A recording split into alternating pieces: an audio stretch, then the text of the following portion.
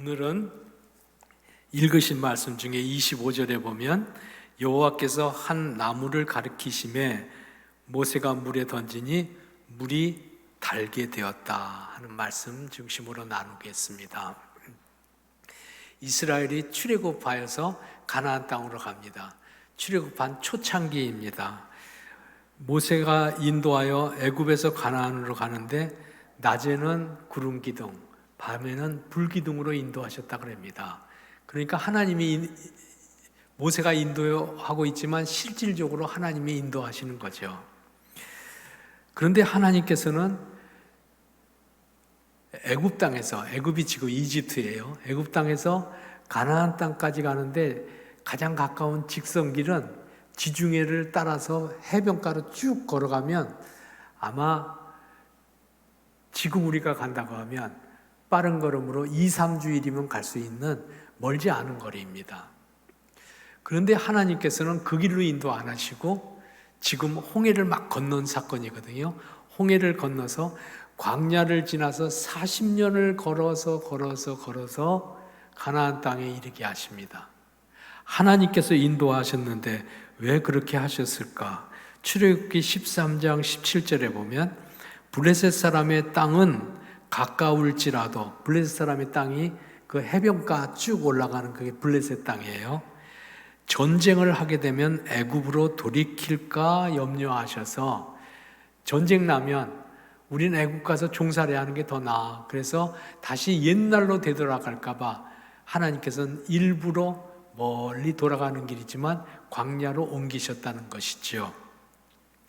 그러니까 하나님께서는 이스라엘이 가나안 땅으로 가는 최선의 길은 광야로 가는 길이고 그 길에서 하나님이 뜻하시는 바가 있어서 그 길로 인도하시면서 훈련시키려고 하는 것이죠. 하나님의 인도를 따라가는데도 수르 광야를 갑니다. 광야 고단한 길을 가는 거예요. 근데 3일 동안 걸어갔는데 물 한 모금 먹을 데가 없는 거예요. 하루 이틀 참지만 이제는 참을 수가 없는 정도가 되죠. 물 없이 살 수가 없지요.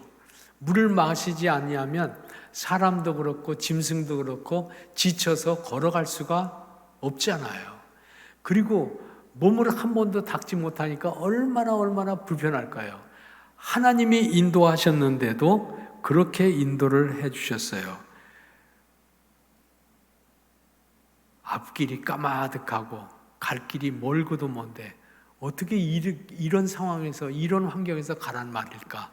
당연히 백성들은 원망하고 불평하고 실망하고 낭망하고 절망해 버렸습니다. 우리도 광야 같은 인생길, 나그네 인생길을 살아가는 동안에 마라의 쓴물처럼 괴롭고 어렵고 위기를 당하고 감당할 수 없는 문제를 당할 때가 있습니다.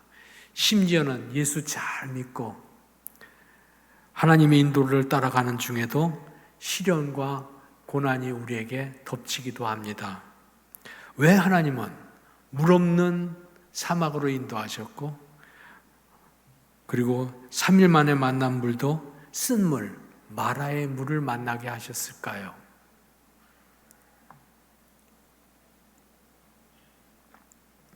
모세는 이 상황을 어찌할 줄 몰라서 하나님께 부르짖었다고 오늘 말씀 나옵니다. 하나님께 부르짖었습니다. 하나님 어떻게 하면 좋습니까? 하나님의 대답, 오늘 읽은 말씀이에요. 한 나무 가지를 물에 던져라. 나무 가지를 물에 던지라는 거예요. 거기에 쓴 물이라 그래서 마라예요. 마라가 쓰다는 뜻이거든요. 그 동네 이름을 마라라고 줘놓은 거죠. 그런데 나뭇가지를 집어넣었더니 물이 달아졌다고 합니다. 변화됐다고 합니다. 바뀌어졌다는 거예요. 사람들은 모두 다 뭘 쳐다볼까요? 나무를 쳐다보지. 그 나무에가 무슨 해독제가 들어있는 나무인가? 그 나무는 아주 좋은 나무인가? 여러분 그 나무가 무슨 나무일까요? 레바논 백향목입니까? 아닙니다. 예루살렘 감람나무입니까? 아니지요. 그럼 무슨 나무입니까? 사막에 삐쩍 마른 가시나무일 거야. 틀림없이 사막에 그냥 어디 멀리 있는 나무를 가져온 게 아니라 그 마라 우물 곁에 있는 삐쩍 마른 나무를 그냥 넣은 거예요. 나무를 주목할 일이 아닙니다. 나무를 주목해서는 안 됩니다. 하나님이 지시에 순종하였더니 기적을 보게 되었습니다. 문제가 해결되었습니다. 그러니까 하나님의 뜻은 이스라엘이 앞으로 출애굽하면서 온갖 일을 겪을 텐데, 온갖 시련과 아픔과 고통을 겪을 텐데, 그때마다 승리의 길은 여호와의 지시, 여호와의 말씀, 하나님의 감동에 순종하는 일이라는 것을 가르치려고 하는 거룩하신 뜻이 있으신 거예요. 그래서 이 길로 지금 인도하시는 거예요. 이익이 되든 손해가 되든 살든 죽든 내 마음에 편안하든 힘이 들든 또는 주의 말씀을 따라 사는 것이 부끄러움이 되든 자랑이 되든 어느 순간에도 주의 말씀을 따라 살리라. 이미 여러분 오늘 말씀의 결론을 다 들었습니다만 순종하는 그리스도인들 되기를 주의 이름으로 기원합니다. 하나님께서는 그의 말씀에 순종하는 백성들에게 쓴물을 단물로 바꾸고 문제는 간증으로 바뀌게 하는 사랑의 하나님입니다. 이스라엘 백성들은 마라에서 단물로 바뀐 놀라운 은혜를 체험하고 우리는 이제는 앞으로 하나님의 말씀대로 따라 산다, 순종하는 백성 된다 하고 출발합니다. 그러면 그들이 목마른 문제는 다 해결됐을까요? 천만에요. 우물은 요만합니다. 백성은 200만입니다. 물이 달아졌대 하는 소식은 들었습니다. 멀리 떨어져 있는 사람들 다 들었습니다. 그 사람들이 다 물을 마시고 가려고 하면 오늘 출발 못합니다. 내일도 출발 못합니다. 일주일 내내 출발 못하고 그리고 또다시 목마르고 우물은 요만해서 물이 그렇게 있지도 않습니다. 그들은 물을 마시고 간 게 아닙니다. 물을 안 마셨어도 아무 관계없습니다. 하나님의 말씀에 순종하고 환경에 관계없이 하나님의 지시에 따라서 나는 살겠습니다 하고 이스라엘 백성들이 출애굽 초창기에 막 홍해를 건너서 광야를 시작하면서 그런 결단을 하는 거예요. 하나님께서는 거기서 불과 11km 떨어진 곳에 갔더니 오늘 성경 말씀 엘림이라는 곳이 있는데요. 엘림에 도착했는데 거기 갔더니 물샘 12이 있다 그래. 여기 물샘이라는 것은요 우물이 아니에요. 그냥 물이 콸콸콸콸 쏟아져 나오는 걸 얘기하는 거예요. 물이 쏟아져 나오니까 물을 받을 필요도 없어요. 그냥 마시고 닦고 그리고 몇 감고 그냥 얼마든지 할 수 있습니다. 좔좔좔 쏟아져 나오는 물샘이 질비한 거예요. 그리고 거기는 종려나무 숲이었다 그럽니다. 거기서 편안하게 쉬면서 다짐하는 것이죠. 우리는 주의 말씀에 순종하고 살겠습니다. 하나님. 출애굽 초기에 그런 경험을 한 거예요. 그런데 출애굽 마지막 40년을 쭉 광야를 돌아서 마지막에 요단강 앞에 와서 모세가 이스라엘 백성을 다 모아놓고 모압 평지에서 마지막 설교합니다. 신명기가 모세의 마지막 설교가 신명기예요. 마지막 설교를 3편을 하는데 모압 평지는 높아요. 높아서 가나안 땅이 눈아래 탁 내려다 보입니다. 내려다 보이는 가나안 땅을 바라보면서 너희가 저 땅에 들어가거든 꼭 이렇게 살아라 하고 마지막 설교를 해줍니다. 신명기 28장에 보면 그 설교 제목은 단순했습니다. 순종하면 복, 불순종하면 저주. 그러니까 너희들이 가서 살 것은 순종하여 살아라. 그럼 하나님이 한도 없이 복 주시고 앞장서 인도하시고 도와주실 것이다. 들어가도 복을 받고 나가도 복을 받게 될 것이다. 신명기 28장 6절 그렇게 약속해 주시고 요단강을 건너 이스라엘이 그 땅에 들어가게 하는 거예요. 처음부터 끝까지 순종이에요. 맨 앞에도 끝에도. 심지어는 강을 건너갑니다. 모세 없습니다. 이스라엘 백성의 인도자는 여호수아입니다. 여호수아가 가나안 땅에 들어가서 여리고성, 아이성을 함락시키고 하나님의 말씀에 순종하고 행하면서 전쟁을 이긴 거예요. 세겜 땅에 도착했습니다. 세겜에 가면 한 900m쯤 되는 산 2개가 이렇게 나란히 있습니다. 이스라엘 북쪽 지역입니다. 그런데 세겜 땅에서 이스라엘 백성을 6지파씩 반지파씩 나누어 놓고서 한쪽 산 이름이 그리시민 산이고 한쪽 산 이름이 에발산입니다. 여호수아 8장에 보면 나옵니다. 이스라엘 백성들과 신앙 서약을 합니다. 하나님 앞에서. 그 신앙 서약도 이것입니다. 순종하면 복 받는다. 그런 이스라엘 백성이 아멘. 아마 메아리까지 들려져서 가슴에 잊혀지지 않는 약속이었을 것입니다. 에발산에 있는 사람들에게 불순종하면 저주하고 외치게 하면 온 이스라엘 백성들이 아멘. 그러니까 우리는 광야뿐 아니라 이 땅에 들어와서도 순종하며 살리다 하고 다짐하게 되는 것입니다. 이스라엘의 신앙 고백, 첫 번 고백, 마지막 고백, 유일한 고백, 하나님께 순종하자 이것입니다. 믿음으로 사는 것은 하나님의 말씀에 순종하는 것입니다. 세상에는 문제도 많고 광야 같은 인생은 고난도 많고 많고도 많습니다. 그때마다 우리는 순종하라는 말씀을 처음 듣는 말씀 아닙니다만 잘 따르지를 못합니다. 왜입니까? 나뭇가지를 우물에 집어넣어라. 합리적입니까? 우물에 집어넣는다고 뭔 일이 생겨 이게? 하나님의 말씀은 정말 웃음거리가 되게 만드네. 아니 저 우물이 다 쓴물이 되었는데 가시나무 하나 놓는다고 어떻게 달아죠? 합리적인 사람들이 못 믿어서 하나님의 말씀을 순종하기 어렵습니다. 현대인이 특별히 더 그렇습니다. 그래야 하나님께서는 어떤 말씀을 하실 적에는 하나님이 뜻하신 바가 있기 때문에 그런 것입니다. 누가 무슨 말을 하고 시키면 계획이 있기 때문에 시키는 거 아닙니까? 성 프란시스가 수도원을 운영하고 있을 적에 수도사를 하겠다고 2명이 왔대요. 젊은이들이. 자네들이 수도사를 통하여 평생을 주께 헌신하겠다고 하니 감사한 일입니다.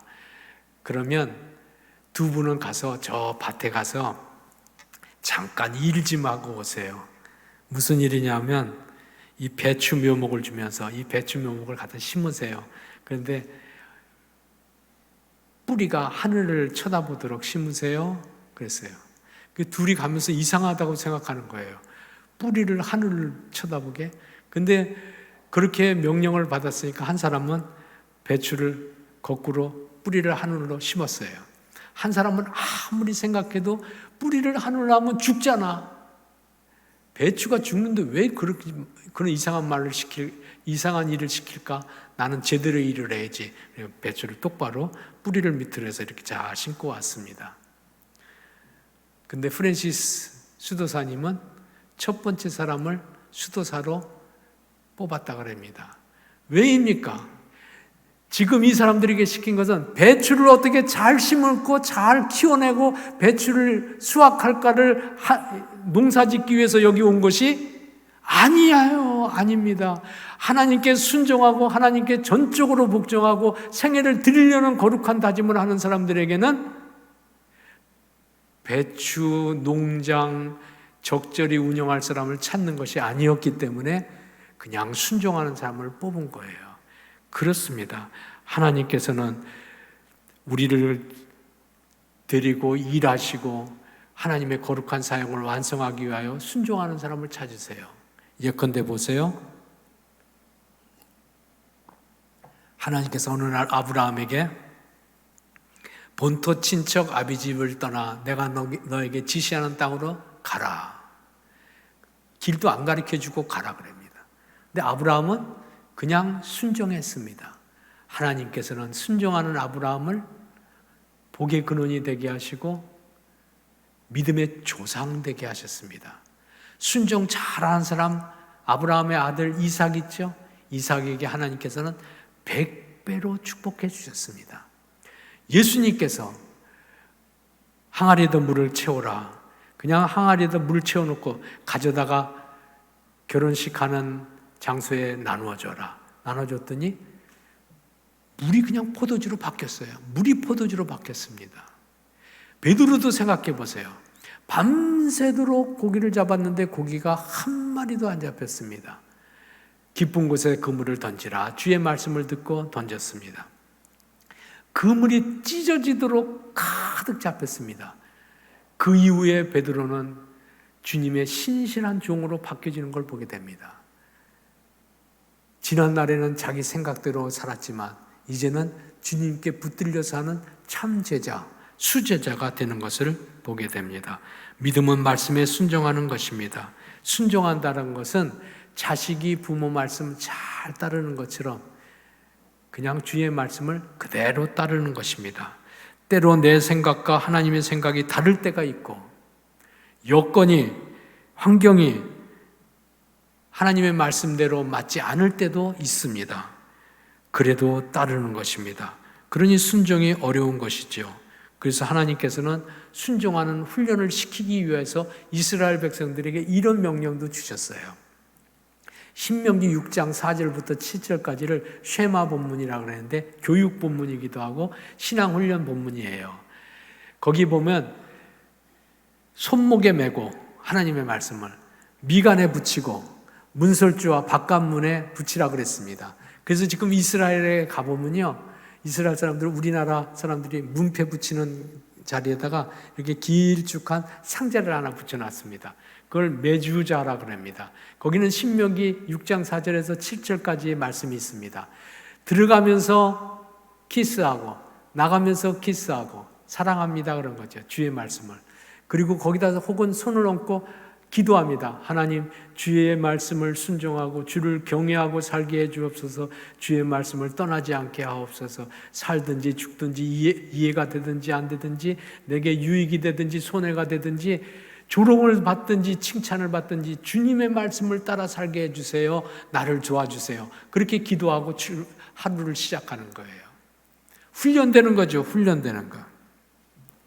이스라엘이 나라가 없고 노예로 팔려가기도 했습니다만 여전히 그때에도 그들은 하나님의 말씀을 기억하고 그와 같이 살았습니다. 4,000년 동안 나라가 그렇게 고난을 당했어도 신앙을 유지하고 오늘까지 복의 근원이 되었던 것은 그들이 훈련했기 때문입니다. 순종하는 훈련입니다. 순종, 말씀에 순종하는 훈련입니다. 우리나라 교회도 잠깐 생각해 보세요. 우리나라에 복음이 처음 들어왔을 때 우리나라는 억압받는 나라였으며 전쟁한 나라였으며 가난한 나라였으며 우상숭배로 가득한 나라였습니다. 복음이 들어왔을 적에 교회가 제일 먼저 한 일은 우리는 아무런 힘이 없으니까 하나님께 의지합시다. 하나님께 맡깁시다. 하나님의 말씀에 순종합시다. 그래서 교회마다 말씀을 열심히 가르쳤습니다. 우리나라 교회는 사경회로부터 시작한 교회입니다. 말씀 가르친 것부터 시작했습니다. 항상 기도하라, 쉬지 말고 기도하라, 항상 기뻐하라, 쉬지 말고 기도하라, 범사에 감사하라. 같은 말이죠. 기뻐하고, 기도하고, 감사하고. 기도하는 사람이 감사하고, 감사하는 사람이 기뻐하고, 기뻐하는 사람이 기도하잖아요. 기도하라는 말입니다. 그래서 우리나라 교회의 독특한 특성은 기도하는 교회였습니다. 사람들은 조롱하기도 했습니다. 기도하면 밥이 나오냐, 떡이 나오냐. 기도하면 외놈들이 물러가기를 하냐, 전쟁이 끝나기를 하냐. 조롱하고 손가락질했습니다. 그래도 믿는 사람들은 그냥 밤낮 없이 밤을 새워가면서 일해서 지친데도 불구하고 철야하고 새벽 기도하고 그냥 깜깜할 때 들에 나가서 일하고 그랬습니다. 밥이 나옵니까? 떡이 나옵니까? 하나님의 말씀에 순종했더니 하나님께서는 한국 교회를 1세대 성도들의 헌신을 받아주셔서 순종을 받아주셔서 밥만 먹습니까? 요즘에 더한 것을 먹습니다, 여러분. 밥만 먹습니까? 먹을 것은 얼마든지 먹지만 먹지 않을 것은 단호히 안 먹습니다. 술을 안 먹습니다.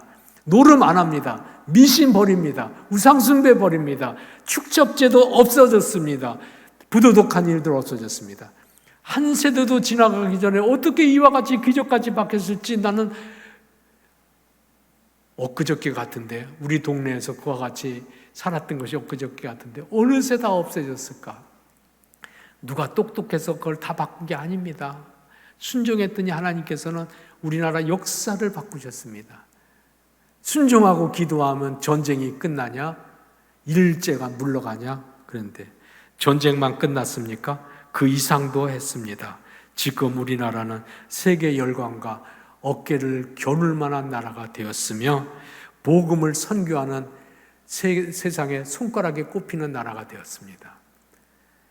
그때 기도한 내용들이 지금도 어른들이 기도한 내용이 귀에 쟁쟁합니다만 기도한 내용 중에 한두 가지 빼놓고는 80, 90%가 다 이루어졌습니다. 한두 가지라는 것이 남북 통일되게 해주세요. 전 세계를 먹이는 나라가 되게 해주세요. 하도 배가 고프니까 자식들 먹이게 해주세요 하다가는 아예 세계를 다 우리가 먹이게 해주세요. 그렇게 기도했는데 지금 그것도 하나님이 우리 살아생전에 응답해 주실 것이라고 믿습니다. 우리가 순종하면 하나님께서 놀랍게 역사하셔서 순종하는 사람들에게 마라가 엘림으로 바뀌게 만듭니다. 오늘 창조절 첫째 줄입니다. 창조절이 녹색이에요. 녹색 계절입니다. 하나님의 창조 세계가 인간들이 얼마나 오염을 시키고 얼마나 훼손했는지 소식을 들으면 늘 뉴스를 듣죠. 북극의 빙하가 녹는다 그럽니다. 얼마나 빙하가 녹으면 해수면이 바다가 다 올라와서 얕은 육지들이 다 덮여버린다고 그럽니까? 그것뿐입니까? 기후위기 때문에 자연재해가 세상 곳곳에서 매일같이 뉴스로 들읍니다. 자연재해. 코로나도 그 중에 하나입니다. 감염병 때문에 우리가 지금 이 고통을 당하고 있습니다. 마라의 쓴물을 지나가고 있습니다. 지구가 병들어 있는 거죠. 하나님 어떻게 하면 좋습니까? 우리는 하나님의 대답 오늘 말씀이에요. 내 말을 듣고 내 계명에 귀를 기울이면 애굽 사람에게 내린 질병 중 하나도 너에게 내리지 아니하리니 질병을 내리지도 아니하고 심지어는 고쳐주시는 치료하시는 하나님이라고 약속해주고 있습니다. 하나님의 말씀에 순종하면 나뭇가지 던지라는 건 이건 비합리적인 것 같고 효험이 없을 것 같잖아요. 효험이 없을 것 같아도 하나님의 말씀으로 감동이 되고 하나님의 말씀으로 들었으면 그냥 하세요. 그냥 하세요. 그 작은 일을 통해서 하나님은 큰 일을 이루세요. 나는 상상치도 못한 일로 그냥 말씀이라도 순종했더니 하나님께서는 하나님의 원대한 뜻을 이루세요. 제가 지난달에 8월 말에 8월 중순쯤에 한 열흘 정도 교회에 휴가를 얻어서 제가 쉬었습니다. 그 열흘 동안에 암 환자 요양원에 가 있었어요. 기독교 기관에서 운영하는 암 환자 요양원에 갔는데 저 강원도 평창이라는 곳에 있어요. 산골짜기에 있는데 거기서 암 환자는 이렇게 사셔야지 나아요 하고 가르쳐 주시는데 나는 공감이 되었어요. 하루에 2끼만 잡수세요. 배고픈데 2끼만 잡수세요. 육식은 일절 하지 말고 채식만 하세요. 많이 잡수지 말고 조금만 잡수세요. 2번 먹고 채식하고 조금만 먹고. 저하고는 어울리지 않는 일입니다. 제가 원래 탐욕이 많은 사람이거든요. 탐욕 중에 식탐도 있는 사람입니다. 근데 소식하라고 하는 거예요. 저는 그때 하나님의 음성을 이렇게 들었습니다. 절제를 이뤄라, 절제를. 예, 내가 소식하겠습니다. 이식하겠습니다. 채식 위주의 식사를 하겠습니다. 율법주의자가 아닙니다. 가끔씩 누가 대접하면 고기 대접하면 고기 먹습니다. 저는. 예. 그런데 내가 일부러 차려서 먹지는 않습니다. 그런데 하여튼 율법적으로는 안 하지만 나는 그 가르침이 옳다고 생각합니다. 그러는 동안에 건강은 회복될 것이요 식비를 아껴서 가난한 자에게 헌금하는 즐거움이 있을 것이요 또 하나 더 중요한 것은 너 한 사람이 절제하는 것을 통하여 말씀 순종하는 것을 통하여 하나님은 이 지구에 상상치도 못한 방법으로 이 지구의 위기를 하나님이 건져내실 것이다. 네가 절제해라. 먹는 거 절제하고 쓰는 거 절제하고 낭비하는 거 절제하고 절제해라. 너는 요만큼 마치 나뭇가지 던지는 것 같이 순종하지만 하나님께서는 절제를 상하여서 세상을 구원하리라고. 네가 믿는 거는 믿어서 내 죄가 용서될까 요만한 것이라고 말하지만 믿어서 하나님이 우리를 구원하고 천국 보내주시는 것처럼 절제하는 것을 통하여 하나님이 구원하시겠다고 약속하십니다. 말씀에 순종하는 믿음을 갖게 되기를 주의 이름으로 부탁합니다. 하나님은 주의 명령에 순종하는 믿음의 사람들에게 주시겠다고 약속하신 은혜가 오늘 성경 말씀에 보면 한 말씀으로 요약되어 있습니다. 하나님이 순종하는 자들에게 주시는 축복, 나는 치료하는 여호와다. 이 하나님이 당신을 스스로 이렇게 계시하신 말씀이에요. 내가 치료하는 여호와다 하고 말씀합니다. 쓴물을 단물로, 마라를 엘림으로 바꾸고 노예를 자유인으로, 애굽에서 포로된 사람들을, 애굽에 노예된 사람을 가나안의 자유인으로 바꾸시겠다는 거예요. 오늘날의 말씀으로 번역하면 순종하는 믿음의 사람들을 치유하는 여호와께서 병든 몸 고쳐주신다. 할렐루야. 수술을 받을 수도 없는 여건이지만 나는 그냥 믿습니다. 실패는 성공으로 바꾸신다. 지옥에 던져질 영혼, 구원받을 길이 하나도 없습니다만 지옥에 던져질 영혼 천국으로 옮기신다. 순종하는 믿음의 사람 되기를 다시 한번 부탁합니다.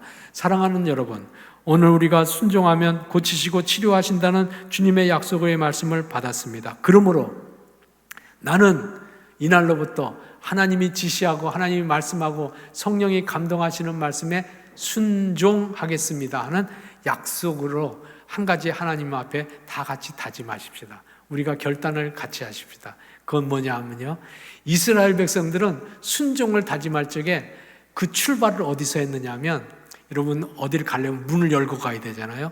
순종하는 첫 번째 문이 사계명, 안식일을 기억하고 거룩하게 지키라는 것을 하나님 말씀에 순종하는 첫 번째 걸음으로 삼았습니다. 안식일을 기억한다는 것은 예배드린다는 말씀이지만 단순히 예배드린다는 말씀이 아닙니다. 안식일에 하나님 앞에 나오면서 하나님은 살아계십니다. 하나님은 유일하게 나의 하나님이십니다. 주의 말씀에 순종하겠습니다. 주의 말씀에 붙잡혀 사는 것이 나에게 손실이 되고 치욕이 되더라도 말씀에 붙잡혀 살겠습니다. 나는 안식일을 지키는 사람입니다. 이스라엘 백성이 그렇게 다짐하는 거예요. 그래서 노예로 잡혀갔어도, 나라가 없어졌어도 그들은 말씀을 붙잡고 안식일을 지켰던 거예요. 이스라엘 백성들이 안식일을 지켰는데 시간이 지나고 나니까 안식일이 이스라엘 백성을 지켜준 거예요.